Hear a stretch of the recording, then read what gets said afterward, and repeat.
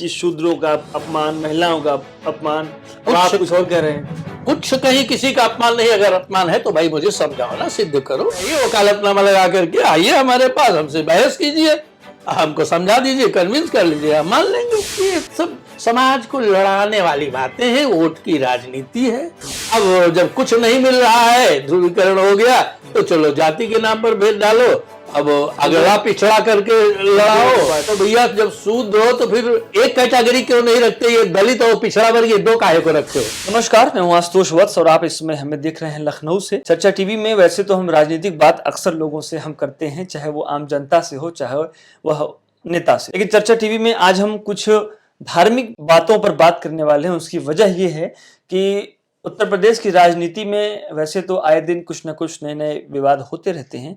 इन दिनों रामचरितमानस पर बहुत सारी बातें कही जा रही हैं, बहुत सारी विवाद उस पर खड़े किए जा रहे हैं। समाजवादी पार्टी के नेता हैं स्वामी प्रसाद मौर्य, उनके साथ साथ कुछ और लोगों ने भी रामचरितमानस में लिखी कई सारी बातों की अलग अलग आरोप लगाए हैं कि वह ग्रंथ ही गलत है, वह किताब ही गलत है। तो हमने सोचा कि क्यों ना रामचरितमानस को खासकर वो लोग जो उसको अपने भगवान का एक उपहार मानते हैं, ऐसे लोगों से बात की जाए जो उसके बारे में जानकारी रखते हैं, सिर्फ रुचि ही नहीं, उसमें क्या लिखा है उसकी हर वो बात जो हमको आसानी से मालूम चल सके। आज हमारे साथ में एक बहुत ही विशेष मेहमान हैं, आचार्य कृष्ण कुमार शुक्ल जी हमारे साथ में हैं। सर, आपका बहुत स्वागत है। धन्यवाद। शुक्ल जी के बारे में मैं दरअसल पहले नहीं जानता था, बट अभी हमारी कुछ बातचीत हुई तो हमें कुछ मालूम चला और मैं भी शॉक्ड हुआ कि शुक्ल जी वैसे तो रिटायर्ड अध्यापक हैं केंद्रीय विद्यालय से, लेकिन एमए किया हुआ है और 10 विषयों में, अलग अलग विषयों में किया है। रामचरितमानस को आप बहुत अच्छी तरीके से उसको समझते हैं, आपने कई जगह उसका पठन पाठन भी जो भी आपने किया। अभी हम आपसे ही पूरी बातचीत करेंगे। सर, आपका बहुत स्वागत है चर्चा टीवी में। सबसे पहले तो हम आपसे ही आपका एक परिचय जानना चाहेंगे, क्योंकि लोग दरअसल क्या है, यह विषय बहुत सेंसिटिव है, तो इसकी सही बात को जानना बहुत जरूरी है। तो एक आप परिचय दीजिए, फिर हम आपसे आगे हम बात करें। मेरा नाम कृष्ण कुमार शुक्ल है जी, और मैं अध्ययन और अध्यापन से सदैव जुड़ा रहा। जी, इस समय रिटायर हो चुका हूं, लेकिन मैं अध्ययन अब भी कर रहा हूं लखनऊ विश्वविद्यालय में। जी, अभी योग एवं वैकल्पिक चिकित्सा में जी, एमए का विद्यार्थी हूं। जी, और अध्ययन में हमारी और अध्यापन में तो बड़ी रुचि रही ही है। जी, जी, और इसी के माध्यम से हम सोशल मीडिया पर सेवा करते रहते हैं। जी, और चूंकि आपको हमारे गुरुजी ने भेजा है लखनऊ विश्वविद्यालय से, जी, जी, जी, तो इसलिए उनको विश्वास है, जी, शायद हम उनके विश्वास पर खरे उतरे, तो आपके प्रश्नों का उत्तर हम दे सके। जी, जी, आप अपने तो हम प्रश्न बातचीत पूछ शुरू सकते हैं। करते हैं। बिल्कुल, आप सर, पूछिए। सबसे पहले तो मैं आम नागरिक की भाषा में ये समझना चाहता हूँ कि ये रामचरितमानस क्या है, क्या मतलब। मैं भी हिंदू हूँ, बट क्या है कि इसके बारे में जो आम धारणा अब बनाई जा रही है जबरदस्ती, तो मैं चाहता हूँ कि आप इसके बारे में कुछ बताएं, जो आपने इसके बारे में जो भी आज तक नॉलेज लिया है। देखिए, आज के युग में सारे वेद पढ़ना, जी, स्मृतियों का अध्ययन करना, जी, पुराणों को पढ़ना, 18 पुराणे हैं और सूत्र ग्रंथ हैं, और तमाम सारा जो है धर्म में हमारे जी, तमाम ग्रंथ हैं, जी, वह सब संस्कृत में हैं ठीक है, और कठिन है और बड़े विस्तार के साथ में है।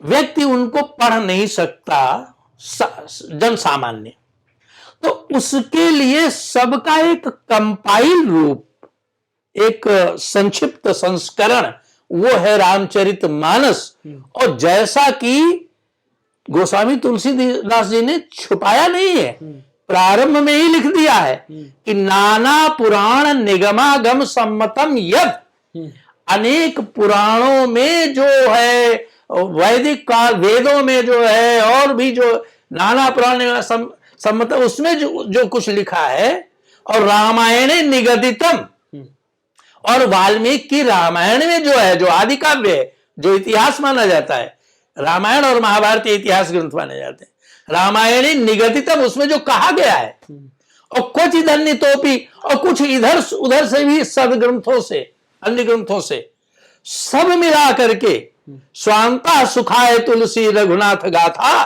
भाषा निबद्धमति मंजुल मातनोती। हम अपने अंतःकरण की शुद्धि के लिए उसको भाषा में, हिंदी में संक्षेप में सार तत्व कह रहे हैं। मतलब रामचरितमानस पढ़ने का ये हुआ कि आपने सारे पुराण जी और सारे वेद और सारी स्मृतियां जी और जो कुछ भी धर्म ग्रंथ, जो कुछ भी इतिहास पुराण, जो कुछ भी है, उसका सबका आपने सार तत्व समझ लिया। ये समझिए संक्षेप में, लोक भाषा में, सरल शब्दों में। अच्छा अच्छा अच्छा। अभी मेरा दूसरा सवाल आपसे, ये आपने बहुत अच्छा किया, इतनी सरल भाषा में आपने बता दिया है कि वो मुझको भी और आम जो भी ये वीडियो देखेंगे अब उनको भी समझ में आएगा। एक मुझे और बताइए, इस समय एक कौतूहल का विषय है, पूरे उत्तर प्रदेश में है, मीडिया में खबरें आ रही हैं, पेपर में आ रही हैं, या बताइए, पहला सवाल मेरा यही है आपसे। दूसरा कि क्या रामचरितमानस में कहीं पर भी, या अगर लिखा भी गया है तो कहाँ पे है, उसकी व्याख्या करिए। क्या दलितों, महिलाओं के लिए वहाँ पे कुछ ऐसी बात है जिससे कुछ गलत लिखा हुआ है? जरा आप मुझको बताएं इसके बारे में। नहीं, क्या कोई व्याख्या ऐसी है? ऐसा कुछ नहीं है जी ये जो कुछ भी हो रहा है जी यह सब राजनीतिक कारणों से हो रहा है। हिंदुओं का में जागृति आई है, वोटों का एक ध्रुवीकरण हुआ है। यद्यपि मैं राजनीतिक व्यक्ति नहीं हूं, लेकिन समीक्षा के तौर पर आपको बता रहा हूं, निष्पक्ष समीक्षा। जी जी। तो वो जो ध्रुवीकरण हुआ है उसका बंटवारा कैसे हो, इसके लिए जरूरी है कि साम दान दंड भेद, ये चार होते हैं राजनीति के, तो उसमें और तीन से काम नहीं चल रहा है। तो अंत में जब देखा कि यह पक्ष बड़ा प्रबल है तो उसको कैसे हराया जाए, इसलिए उसमें भेद नीति डाली जाए। भेद नीति कैसे पड़े? भाषा के आधार पर भेद डालो, और संप्रदाय के आधार पर भेद डालो, जाति के आधार पर भेद डालो, कि लिंग के आधार पर भेद डालो कि देखो भाई स्त्रियों की ये निंदा की गई है और इसमें जातियों की ये निंदा की गई है। ऐसा कहीं कुछ नहीं है। इस तुलसीदास तो समन्वयवादी कवि हैं। इसके पहले शैवों में, वैष्णवों में बड़े युद्ध तक हुए थे। यहां तक कि जो है वो शैव कहते थे यथा चक्रांकिनो यथा श्मशानजम काष्ठम सर्वकर्म सुगरहितम। जैसे श्मशान की लकड़ी जो है वो किसी शुभ कार्य में नहीं लगाई जाती, तथा चक्रांकिनो विप्रा सर्वकर्म, अरे वैसे ही जो है वो वैष्णव जो है वो सभी कामों में गणित अछूत। और वैसे जो है वैष्णव शैवों को कहते थे समनुव्रता आदि आदि। तो ये युद्ध तक हुए। तुलसीदास जी ने समन्वय करके यहां तक कहा कि जो है जो विष्णु का भक्त है वो वही शंकर को पा सकता है। जो शंकर शिव द्रोही मम दास कहावा, सो नर सपने मोहि न पावा। और ऐसे मतलब शिव और शिव जो है वो विष्णु को स्मरण कर रहे हैं, और विष्णु जो है वो शंकर जी का स्मरण, एक दूसरे के परस्पर पूरक हैं, एक दूसरे के सहायक हैं, एक दूसरे के भक्त हैं, न कि एक दूसरे के विरोधी हैं। तो ऐसे ही आज के युग में दो कारण हैं जिसकी वजह से ये सब सिगूफे छूट रहे हैं। अभी बिहार का कोई शिक्षा मंत्री है, उसने कहा, और अभी यहाँ का कोई एक पूर्व था इसमें, हाँ, स्वामी प्रसाद मौर्य, जो ऐसे लोगों का तो नाम लेना ही हम क्या कहें नहीं ठीक समझते। तो अनाप शनाप इन्होंने, हम तो कहेंगे काला अक्षर भैंस बराबर शून्य पढ़वा वाली बात है कि जिनको पढ़ा नहीं, समझा नहीं, और उसके ऊपर व्याख्या और टीका टिप्पणी करने लगे। तो ये दो तरह के लोग हैं। एक तो हमारे धर्म को, हमारी संस्कृति को बिगाड़ने के लिए विदेशी फंडिंग होती, खूब करोड़ों रुपए आता है। एक राजीव भाई दीक्षित का आपने ऑडियो सुना होगा, जिसमें वो आजकल वो नहीं, वो साउथ इंडिया में है, वो क्या अंधश्रद्धा उन्मूलन समिति जाने क्या, उन्होंने पूरी पोल पट्टी उन्हीं के अध्यक्ष के द्वारा प्राप्त करके सब खोल दिया कि देखो इतने इतने, उस जमाने में 18,000 20,000 करोड़ रुपए आता था, अब तो जाने कितना आता होगा। तो ये सब यहाँ खर्च किया जाता है अपने धर्म को, हमारे धर्म और संस्कृति को नष्ट करने के लिए। किसी को नष्ट न करो, अपना प्रचार करो, वो तो सबको छूट है, लेकिन वो ऐसा। और दूसरे राजनीतिक स्वार्थों से राजनीतिक लोग जो है वो इस तरह के छोड़ते रहते हैं, जबकि इसमें कहीं कुछ वो नहीं है। अब आप उदाहरण के लिए समझ लीजिए, जैसे कहें कि स्त्रियों की निंदा की गई है रामचरितमानस में। अरे भाई, स्त्रियों के वासनात्मक उनके भोग्य स्वरूप की निंदा की गई, जो साधक के साधना में बाधक बनते हैं।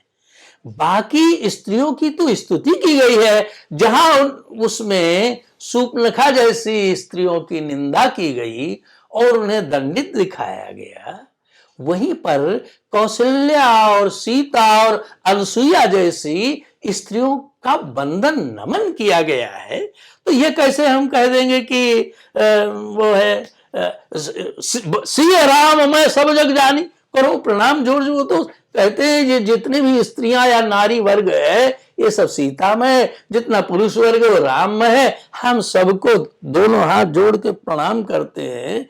ऐसी जिसकी भावना है वो भला स्त्रियों के खिलाफ कुछ लिखेगा।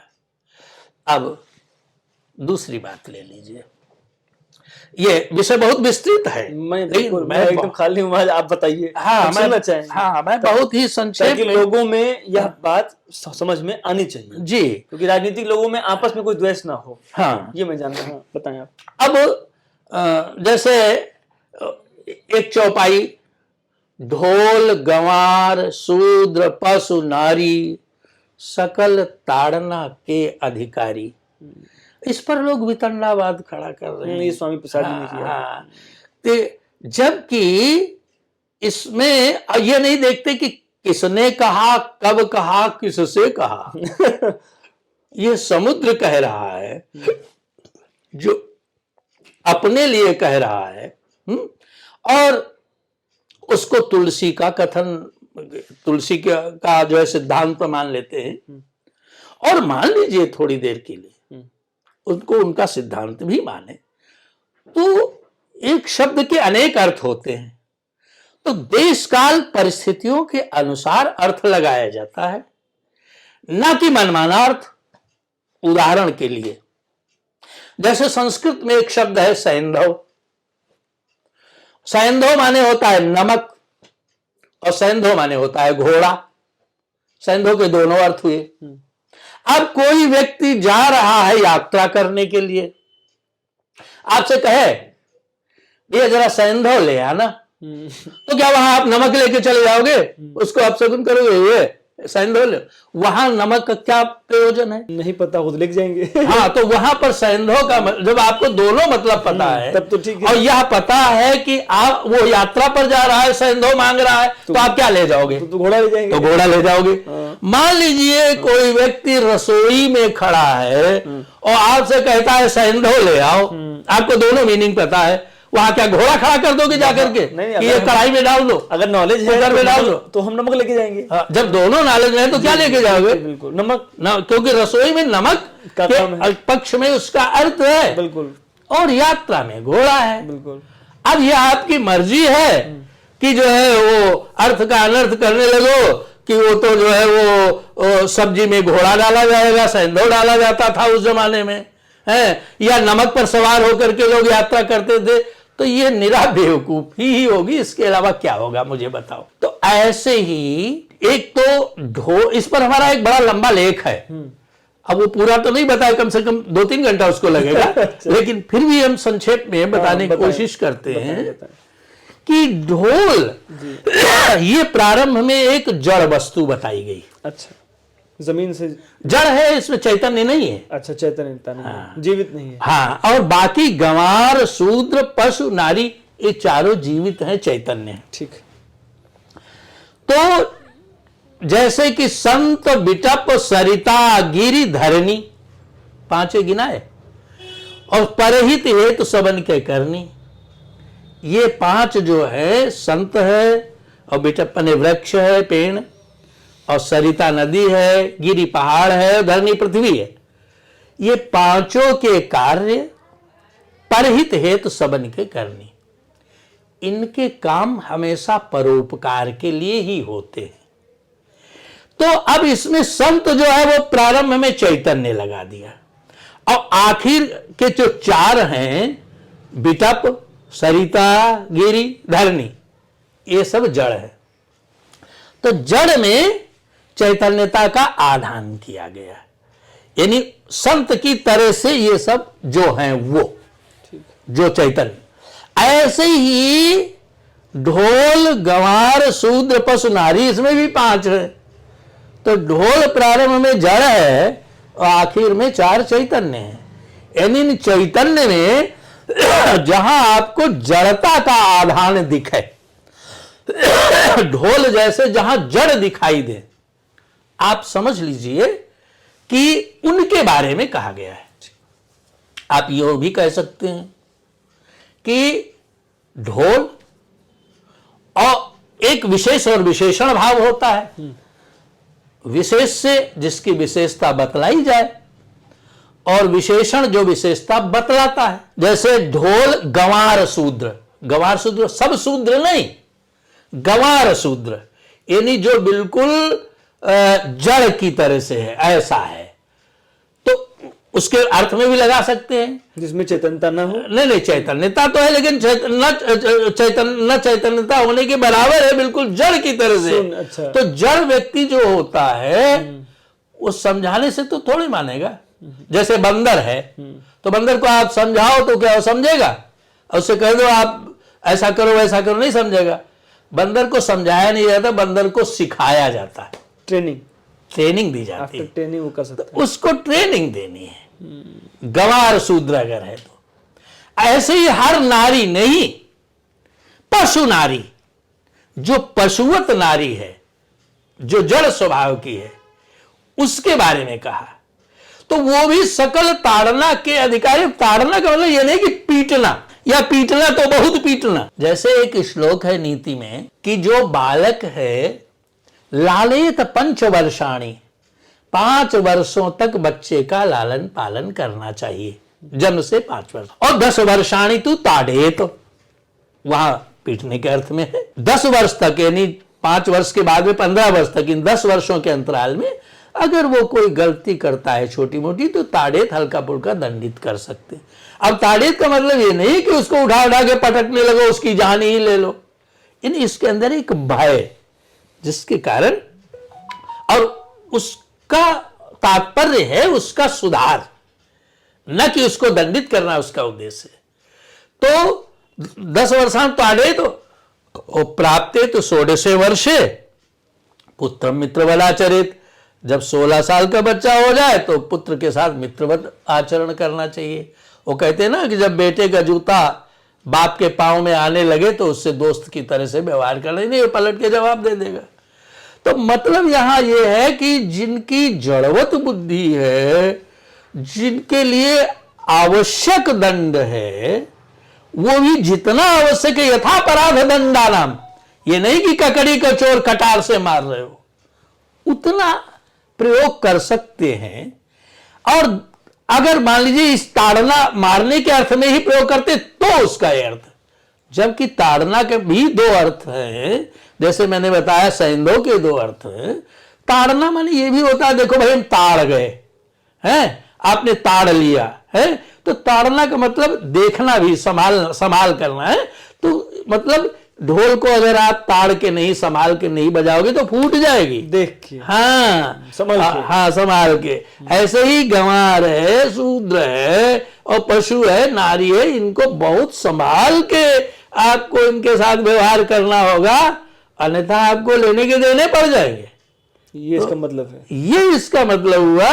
तो इनके साथ बड़ा संभाल के, बहुत देखभाल करके व्यवहार करना है। ऐसा नहीं कि इनको आप मारने लगो। है ना। तो ये जो है, मान लीजिए हमें याद आ गया कि पुराना संस्मरण है, हमारे पिताजी थे और वो तंबाकू का थोक व्यापार करते थे। एक इंस्पेक्टर आया, अब तो पिताजी भी नहीं हो, इंस्पेक्टर भी नहीं रहा होगा, और मछरेटा की बाजार में उसको बातचीत, उसने गाली दे दी, इनको गाली दी, इन्होंने उसको पीट दिया। वो जो है तृतीय वर्ण का था, उसका नाम था सुंदरलाल गुप्ता, ऐसे कुछ था, जो भी, तो पीट दिया। उसके बाद वो मुकदमा दायर हुआ, तो उनका उसने अपने डिपार्टमेंटल मुकदमा दायर किया, तो ये गए, तो उसके इनको तो जुर्माना किया ही, उस जमाने में 10 रुपये जुर्माना किया, देकर के फुर्सत आए। उनकी लंबी क्लास ली, उनसे कहा कि जब तुम्हें मालूम है कि ये पढ़ा लिखा कम है या नहीं पढ़ा लिखा है, तो उसके साथ तुमको कानूनी कार्रवाई करनी चाहिए थी, तुमने बदजुबान क्यों बोली, तुम्हारी जबान चली, उसका हाथ चला। तो मतलब यह है कि अगर गंवार के साथ, शूद्र के साथ, पशु के साथ, नारी के साथ आप संभाल के नहीं रहोगे तो आपको लेने की देने पड़ जाएंगे, हैं? देर नहीं लगेगी, 6 महीने जमानत नहीं होगी, है? जानवर के पास आप संभल के नहीं खड़े होगे, वो तो सिंह से उड़े देगा, तो आपके हाथे पाते सब निकल के बाहर आ जाएंगे। कितने लोग जो है छुट्टा साण जो है घूम रहे हैं, आज से ही लखनऊ में ही हो गए। तो इनको सबको ताड़ना है। ताड़ना का मतलब ये है कि उनसे थोड़ा बचा के रहना है। और जैसे वो कहते हैं कि अधम जाति में विद्या, काकभूसुंडी के बारे में, कि काकभूसुंडी को जो है वो अधम बताया, ये जातिवाद है। अरे भाई, जातिवाद कहां से आ गया? एक वर्गीकरण है। अब उसमें आजकल ACR लिखा जाता है, ACR में एक्सीलेंट, वेरी गुड, गुड और सेटिस्फैक्ट्री 4 होते हैं। वर्गीकरण है कि नहीं है? ऐसे हर जगह ओलंपिक होता है या तमाम खेलकूद होते हैं, स्वर्ण पदक, कांस्य पदक, रजत पदक, कांस्य पदक है, और जो होता है संतोषजनक वाला, वो 4 होते हैं कि नहीं होते हैं? होते हैं। तो फिर ऐसे ही इसमें भी है उत्तम, मध्यम, नीच और अधम, यानी चतुर्थ श्रेणी। तो अधम जात में विद्या पाए, मतलब ये नहीं हो गया कि अधम का मतलब बिल्कुल गया गुजरा, निकृष्ट, ऐसा नहीं है। अधम का मतलब जो अंतिम है, और ये गांधी जी ने भी कहा था कि सर्वोदय तभी संभव है जब अंत्योदय हो। और अपने मोदी जी भी यही कहते हैं कि पंक्ति में जो अंतिम व्यक्ति खड़ा हुआ है, उस तक लाभ पहुंचना चाहिए, उस तक लाभ पहुंचना चाहिए। तो मतलब ये हुआ कि जो कौवा है वो पंक्ति में, अंतिम पंक्ति में अंत्योदय, अंतिम व्यक्ति है। वो पुरुष चैतन्य में फिर जो है वो क्या कहते हैं, पक्षी, तिर्यक योनि, और उसमें उद्भिज, अंडज और स्वेदज और होते हैं ना, तो जो अंडज है वो 4 प्रकार की सृष्टि होती है, वो भी 4 प्रकार की है, देखो। तो उसमें जो अंतिम पंक्ति में है कौवा, उसका भी उदय हो जाए, ये है अंत्योदय। और जब उसका भी उदय हो जाए तो सर्वोदय अपने आप हो जाएगा, है। अगर हंस से कथा कहलाई जाए तो अंत्योदय थोड़ा ही हुआ। वो तो हंस तो जो है वो प्रथम पंक्ति में खड़ा है। तो जो है रामचरितमानस का कथावाचक कौन है? अंतिम व्यक्ति काकभूसुंडी जी। और उनको कितना स्थान मिल गया, उन्हीं को नहीं, उन्हीं की कैटेगरी में एक और आता है गीध। गीध जटायु, गीध अधम खग, वो भी अधम आया 4थी श्रेणी में। गीध अधम खग और आमिष भोगी, मांस खा रहा है, किंतु फिर भी गति पाई जो जाचत जोगी। उसको वो गति मिली जो योगी लोग मांगते हैं और नहीं पाते हैं। अंतराम कहावत नहीं, जन्म जन्म मुन जतन कराई, गीध को मिल गई। काकभूसुंडी जी भी कहते हैं कि यद्यपि मैं सब भांति अपावन, यद्यपि मैं हर प्रकार से अपवित्र हूं, ये होते हुए भी प्रभु मोहि कीन जग विदित जग पावन, भगवान ने हमको ऐसा बना दिया जब मैं भगवान से जुड़ गया कि मैं तो पवित्र हो ही गया। प्रभु मोहि कीन विदित जग पावन, विदित बस सब जान गए, और जग पावन संसार को पवित्र करने वाला हमको, हम में वो शक्ति आ गई। त्वामाश्रिताम प्रयाति, तुम्हारा आश्रय लेने वाला दूसरों को आश्रय देने वाला बन जाता है। परमात्मा का आश्रय लिया, परम पवित्र है परमात्मा, तो फिर वो इतना अधम जो है कैटेगरी में जन्म होते हुए भी वो इतने महान हो गए कि दूसरों को पवित्र करने वाला। मतलब ये हुआ कि जो व्यक्ति भगवान से जुड़ गया, भगवान के पवित्र चरित्र जैसा पवित्र आचरण करने लगा, वह परम पवित्र अपने आप हो जाता है। जी जी, वो तो भगवान हो जाता है। गंगा जी में मिलने के बाद एक गंदा नाला भी गंगा जी ही बन जाता है। सही बात है ना? संगत का असर है, संगत का असर होता है। तो कुलम पवित्रम जननी कृतार्था वसुंधरा पूर्णवती चतेन, वह कुल पवित्र हो जाता है जिस कुल में भगवान का भक्त जन्म लेता है।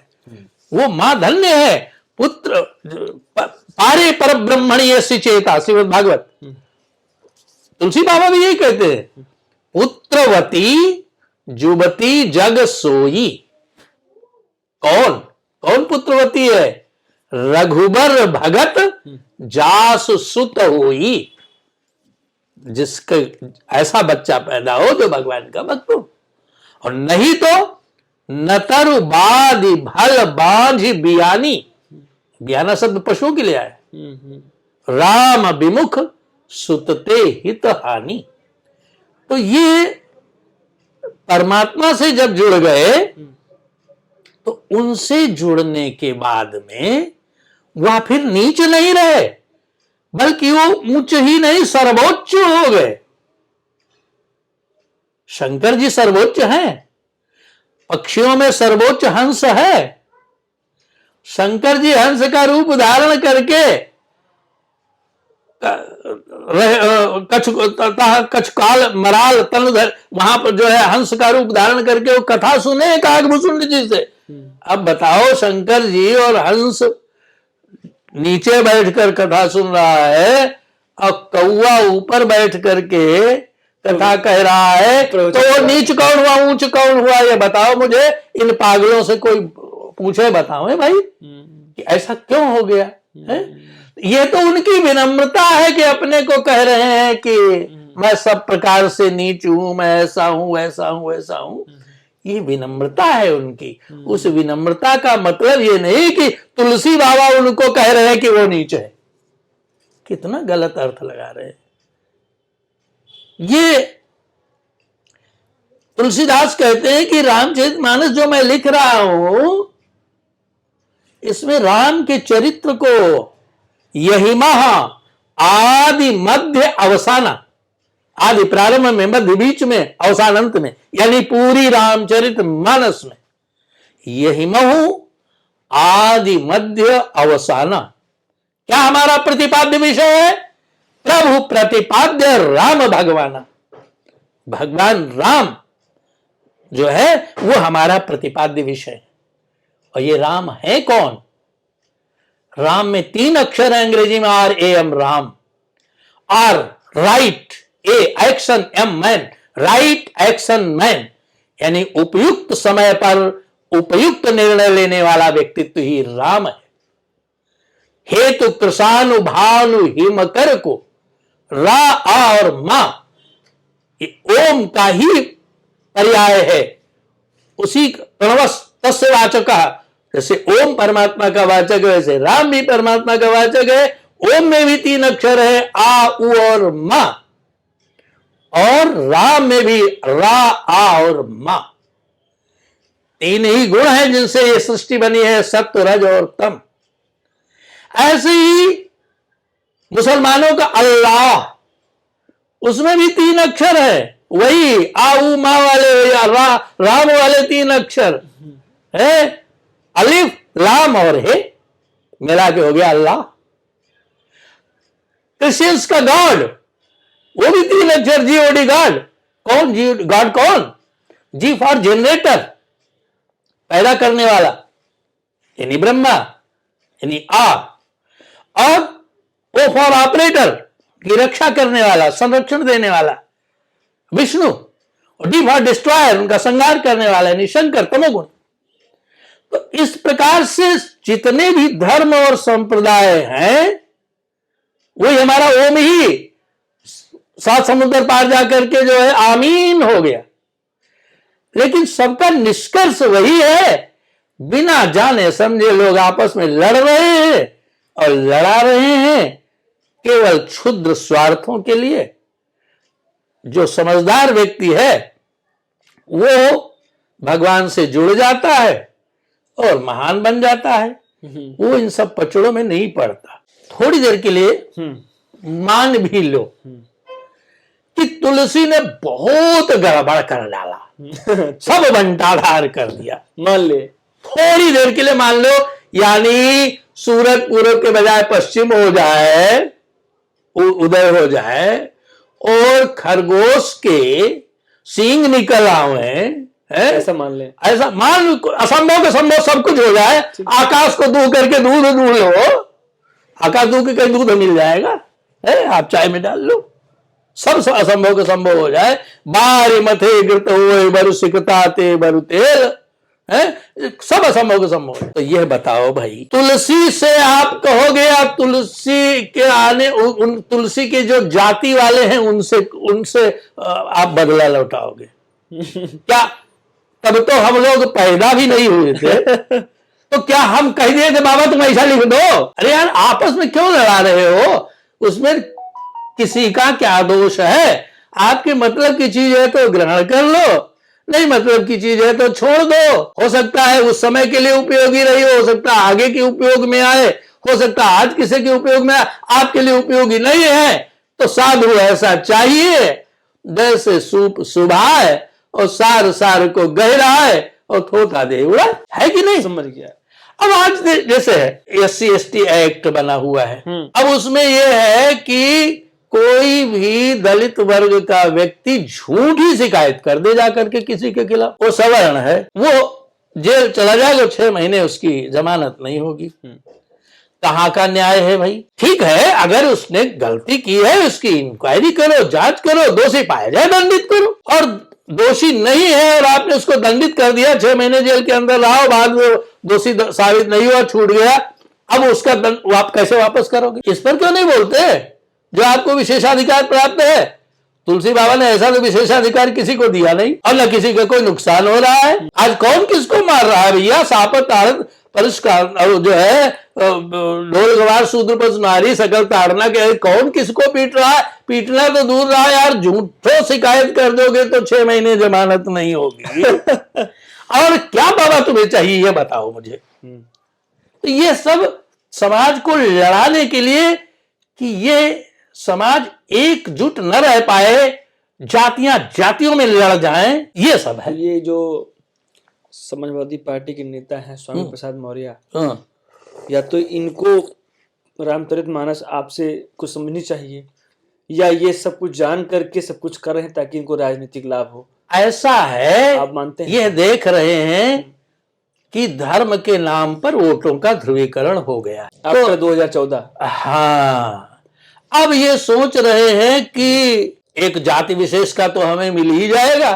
जिस जात के वो आते हैं। हाँ, और बाकी दलितों को और पिछड़े वर्ग को वर्सेज जो है वो सवर्ण लड़ा दो आपस में, मतलब तो ये टूट जाए, ब्राह्मणों को लड़ा दो। हाँ, ब्राह्मण जितने सवर्ण है और उनको, और ये कह लो कि ये सब जो है वो सब एक हैं।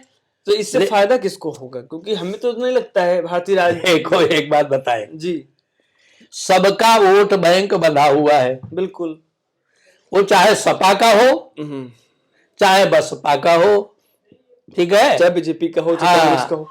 अब उसमें ये जो बंधन मुक्त है वर्ग, जिसको ये गालियां दे रहे हैं जिस वर्ग को, वो बंधन मुक्त है, वो किसी से बंधा नहीं है। वो जिस पलड़े में बैठ जाएगा वही भारी हो जाएगा। बिल्कुल। तुम उन्हीं को गाली देना चाहते दे करके और उन्हीं को चाहते को तुम्हारे पक्ष में बैठेंगे, कैसे बैठेंगे? तो ये है भैया, सब राजनीति चल रही।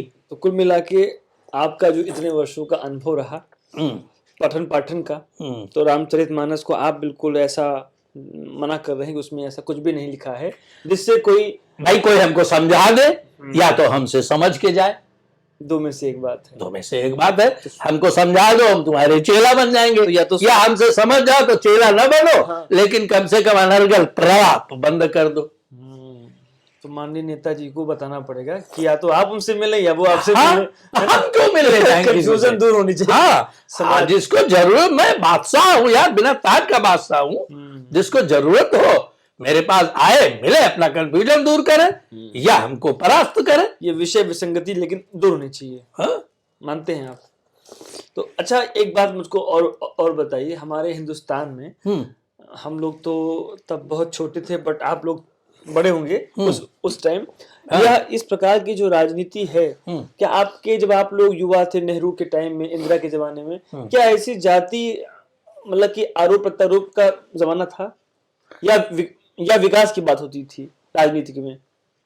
उस समय इतनी जागरूकता नहीं थी और न इतना कहीं। जब हम बड़े हो गए हैं, इंटर कॉलेज में पढ़ने लगे, तब जाकर के कहीं 4-6 गांव में एक ट्रांजिस्टर हुआ करता था, रेडियो फिलिप्स। न कोई अखबार वहां पहुंचता था गांव में, और न कोई खबर। बस उड़ते उड़ते कहीं कोई किसी शहर गया, कुछ सुन आया, उस जो है किसी के अलाव पे बैठ के ताप रहा है, कहीं तंबाकू खा रहा है, तो वहां अपना जो है उसने उड़ाया, उसने कुछ कहा, कुछ समझा, वो दूसरे वो इस तरह से वो बात का बतंगड़ हो जाता था। तो ये सब कुछ हमें याद है। अपना पहला इलेक्शन जब हुआ था प्रधानी का हमारे गांव में, एक पंडित बाग कही जाती है, तो वहां पर कुछ अधिकारी लोग आए थे, उनके लिए तखत पड़े हुए थे और बाकी दरा बिछे हुए थे, उन पर बैठे थे और बच्चे लोग सब इधर उधर। तो बच्चे थे, छोटे, खेलते थे, ऐसे रहे होंगे 5-7 साल के, 5 साल के रहे होंगे बस, मुश्किल से। जी। तो देखा था कि ये खड़े हैं, इनको जो वोट देना चाहते हैं हाथ उठाए, तो सब हाथ उठा दिए, अंदाजा गिन लिए। अब उसी तरह जैसे आजकल ध्वनि मत से पारित होता है, ऐसे देख लिया कि इनका बहुमत है, चलो इनको बना दिया गया प्रधान। तो ऐसे होते थे। हाँ, इस तरह से हुआ था पहला इलेक्शन। वोटिंग मतलब ऐसा नहीं था, ये सब कुछ नहीं था, ये सब धीरे धीरे बाद में सब होने लगा।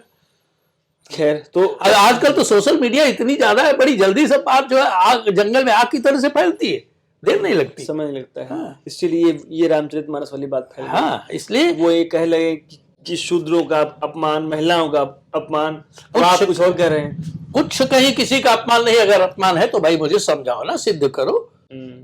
हम कहते हैं आप उनकी तरफ से सीख करके, पढ़ करके आइए, वकालतनामा लगा करके आइए हमारे पास, हमसे बहस कीजिए, हमको समझा दीजिए, कन्विंस कर लीजिए, हम मान लेंगे। ये सब समाज को लड़ाने वाली बातें हैं, वोट की राजनीति है। अब जब कुछ नहीं मिल रहा है, ध्रुवीकरण हो गया, तो चलो जाति के नाम पर भेद डालो, अब अगला पिछड़ा करके लड़ाओ, बांट दो, हिंदुओं को बांट दो। ये सब है, क्या बताया जाए, ये सब राजनीति है और कुछ नहीं। बहुत बहुत शुक्रिया हमसे बात करने। अब ये कह रहे हैं कि मैं भी, अभी अखिलेश जी का बयान आया जी कि मैं भी शूद्र हूं। नहीं, उन्होंने कहा कि बीजेपी हमें मंदिर नहीं जाने देना चाहती है, वो हमें शूद्र समझती है। हाँ, अखिलेश जी का नहीं, आज दैनिक जागरण में मैंने पढ़ा, उन्होंने कहा मैं भी शूद्र हूँ, दैनिक जागरण में स्पष्ट लिखा हुआ है। तो भैया जब शूद्र हो तो फिर एक कैटेगरी क्यों नहीं रखते, ये दलित और पिछड़ा वर्ग, ये 2 काहे को रखे हो? एक रखो। ये सब